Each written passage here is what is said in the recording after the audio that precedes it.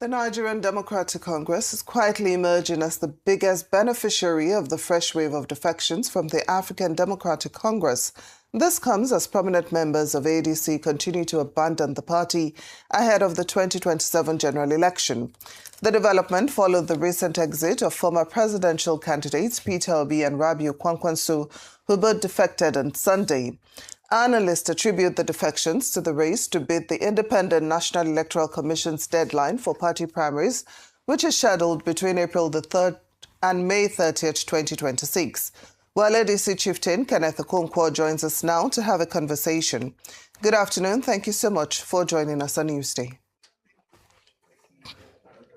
Thank you very much for bringing me, and thank you, viewers, for joining in.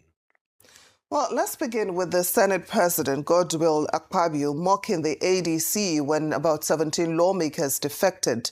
According to him, the ADC is dead. How would you react to this? Well, I will react to it very simply. The only dead institution in Nigeria is the National Assembly that is supervised by the dead Senate President, Senator Godswill Akpabio. I wonder how a man that does not have the breath and the balls to confront and check and balance the President of the Federal Republic of Nigeria, that approves everything that is brought to his table, even if it is borrowing Nigeria into slavery.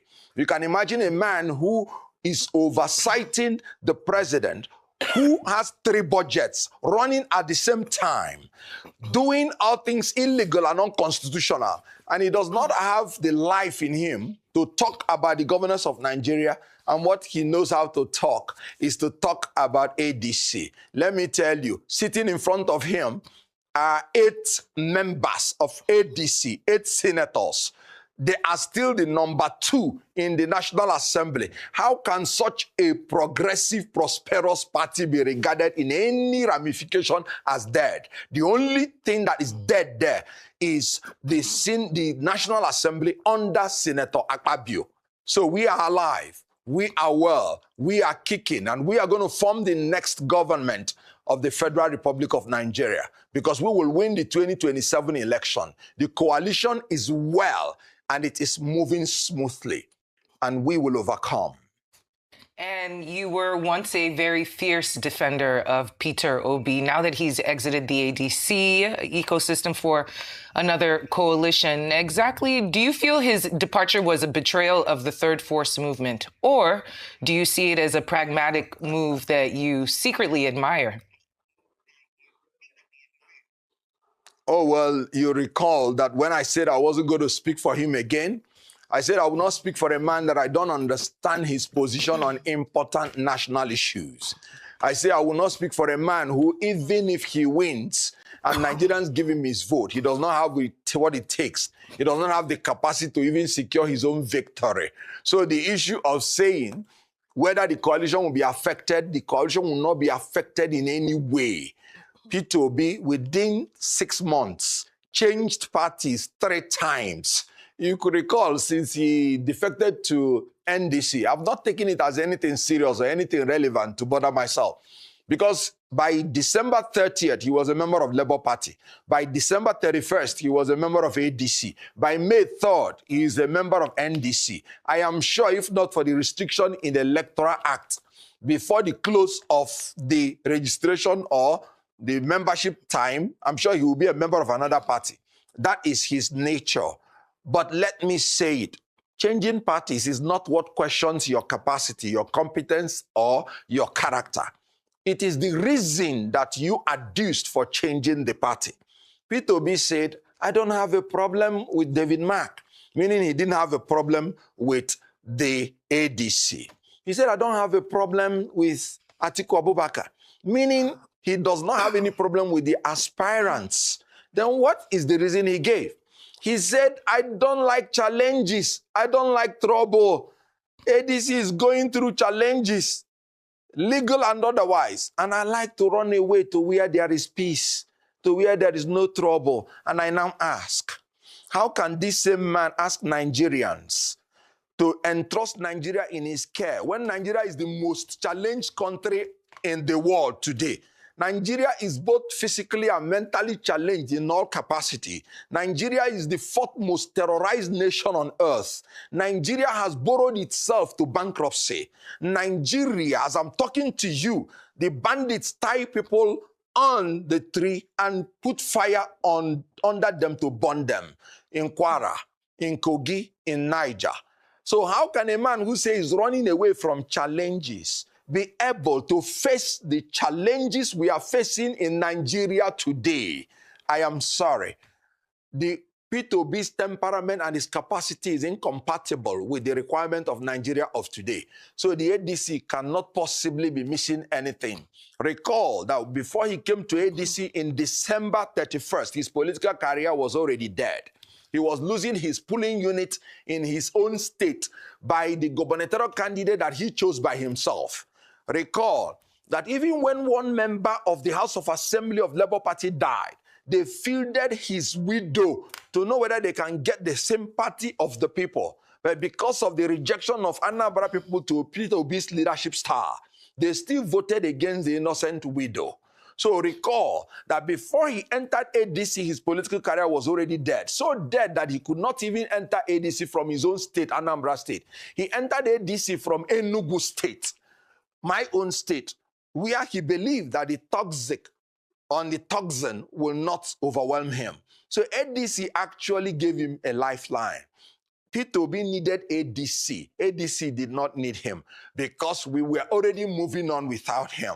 So when he came into ADC with his normal toxic followers, with their own penchant of not wanting democracy at the primary level or at the secondary level, obviously, I knew he was going to go. Let me reveal one secret to you. The first day I was consulted in this coalition, and that was before the unveiling, they asked me, so how is the possibility of ADC performing in the Southeast? I told them plainly and straight away, don't build anything on Peter Obi because he's not going to contest under ADC because he will eventually leave. Why was I so sure? Because he's a man that has morbid fear for primary election. He has never been in one, and he will not be in one until he finishes his political career. He became a governor. He entered into primary election. He failed and lost to Ralph Mosu in Apga. And then he still managed to find the leaders to cancel that primary, and they still gave him the ticket. That was how he became governor. And so when he gave the reason of challenges, of course, he lied, because his main reason is that he does not want to face the primary election. And let me tell you another thing, because ADC was fully prepared to convince the whole world that Peter Obi is not interested in democracy. When he came into ADC, he gave a condition that he should be allowed to produce the National Organization Secretary, National Organizing Secretary, NOS. And the reason he gave is that so that he will be the one to conduct the primary. And ADC said, fine, take. When we were doing the e-registration, Peter Obi again and his followers asked to be in charge of the e-registration. And that was why they put my sister, Aisha Yusuf, to be in charge and Obi aid, so that all the members of ADC in the primary will be determined by Peter Obi. And then Peter Obi was to organize the primary. That was why you did not hear him say, this primary is dollarized, is monetized. That's the reason I'm going, because he was to be the one to organize the primary. Yet, he was still afraid of free and fair election. Not, of course, of zoning, because he went to even southern aspirants in order for them to step down for him. So he's a man who is afraid of free and fair primary election. So he left. Of course, I knew he was going to leave. And then ADC is moving on. Allow me to interrupt you, for the sake of time.